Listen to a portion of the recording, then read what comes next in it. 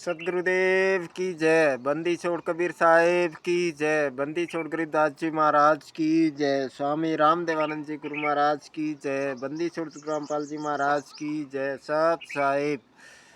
मैं सोनकला से राजूदास थावरदास, तहसील जाडोल, जिला उदयपुर, राज्य राजस्थान। मेरा मोबाइल नंबर है 7568208459।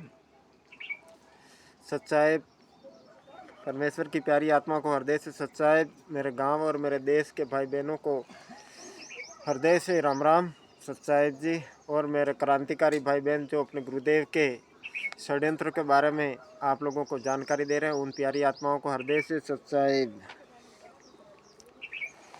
आज हमारे गुरुजी कानून का सम्मान करके ही बाहर आएंगे और सम्मान हमेशा करते थे, लेकिन इन राष्ट्रीय समाज सेवा समिति ने उनको न्यायालय नहीं जाने दिया और ये बरवाला का कांड करवा दिया।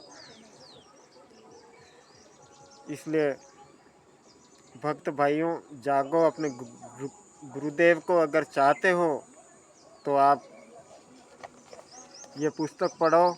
इसमें गुरुजी के सारे केसों का जजमेंट की फाइल की बनी पुस्तक है ये। और इसमें सुडानी, करोथा, बरवाला, पवन, संजय उर्फ राष्ट्रीय समाज सेवा समिति के पूरा इसमें काला सिट्टा दिया गया है। इसलिए भक्त समाज से हाथ जोड़कर निवेदन है कि अपने गुरुदेव के प्रति षड्यंत्रों के बारे में ये पुस्तक अवश्य पढ़े। और इस पुस्तक को मंगाने के लिए बिहार के शशिभूषण दास जी सासाराम रोहतास जिले से हैं। उनके मोबाइल नंबर है 9931592093 पे आप कॉल करके अपना एड्रेस उनके व्हाट्सएप नंबर पर दे के ये पुस्तक मंगा सकते हैं। उसकी राशि वो जमा कराकर सच्चाई जी। और इसकी PDF फाइल चाहिए तो आप मेरे से ले सकते हो सच्चाई जी। मैं आप लोगों को बता रहा हूँ बरवाला की वास्तविक घटना, पार्ट नंबर 11 है।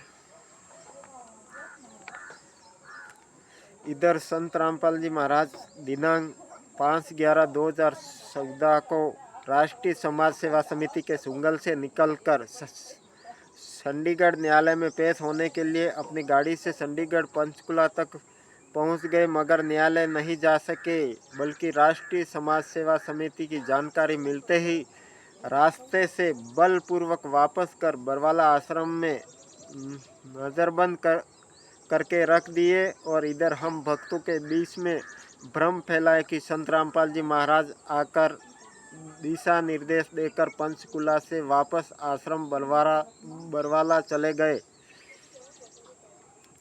इधर न्यायालय में राम कंवर ढाका ने अपने अधिवक्ता के माध्यम से इस अमर का सवाल दिलवाया कि न्यायालय के आदेश के अनुपालन में मैं राजकुमार ढाका आज दिनांक 5/11/2014 को चंडीगढ़ में पहुंचा, मगर संत रामपाल जी के अनुयायी ने चंडीगढ़ स्टेशन पर रोक रखा है। देखो भाइयों, इन हरामजादों ने क्या किया है। गुरुजी पेशी पे जाना चाह रहे थे, लेकिन इन दुष्ट गुंडों ने उनको पंचकुला में आड़ा घूम के उनको रोक के उनको न्यायालय नहीं जाने दिया और गुरुजी को नज़रबंद कर दिया इन लोगों ने। और राजकुमार ढाका ने ज़बरदस्ती न्यायालय वालों को बोला कि न्यायालय में समाचार पहुंचा है कि मुझे सदगुरु रामपाल जी महाराज के बच्चों ने मुझे रोक रखा था, उनके शिष्यों ने। मेन गुंडे हैं ये। इसलिए भाइयों जागो, इन गुंडों को तो अपन सब मिलके इनको जूतों से मारेंगे और अपने परम पूज्य गुरुदेव जी एक हमारे इनके ऊपर कितना अत्याचार किया गया है इन गुंडों ने, इसलिए आप इस पुस्तक को अवश्य पढ़ें, क्योंकि इन गुंडों का पूरा इसमें दिया गया है। भाइयों, भक्त समाज जागो अपने गुरुदेव के लिए और इस पुस्तक को पढ़ो आप। अतः मेरी राजकुमार ढाका आज के लिए माफ़ कर अधिवक्ता को रिप्रेजेंट करने की अनुमति देने की मांग की गई, जिसे न्यायालय ने स्वीकृति किया। ध्यान योग्य बात है, मैं दिनांक 5/11/2014 को लेखक कह रहा है चंडीगढ़ स्टेशन पर मौजूद था। इस राजकुमार ढाका को किसी भगत द्वारा नहीं रोका था, बल्कि स्वयं भक्तों के बीच भाषणबाजी कर रहा था और झूठ दोष भक्तों के ऊपर मंड दिया।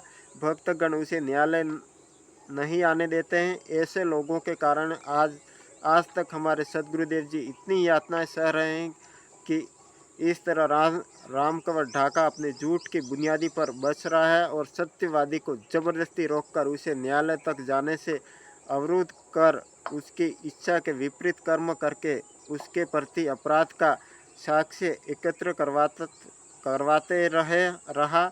दिनांक 5/11/2014 को न्यायालय में नहीं जाने दिया। जबरदस्ती काले कमांडो के सहायता से उन्हें वापस लौटाकर आश्रम में नज़रबंद रख दिया। परिणाम हुआ कि न्यायालय ने 5/11/2014 को संत रामपाल जी महाराज के विरुद्ध अजमानतीय नॉन बेलेबल वारंट निर्गत कर दिया। उन्हें गिरफ्तार कर 10/11/2014 तक न्यायालय के समक्ष प्रस्तुत करने का निर्देश के साथ तिथि निर्धारित कर दिया। सच्चाई बंदी छोड़ श्री रामपाल जी महाराज की जय हो। आज का इतना ही, आगे फिर कल। सच्चाई बंदी छोड़ सतगुरु रामपाल जी महाराज की जय हो। परमात्मा की प्यारी आत्मा, इस पुस्तक को आप अवश्य पढ़ना। इसमें गुरुजी के सारे केसों का जजमेंट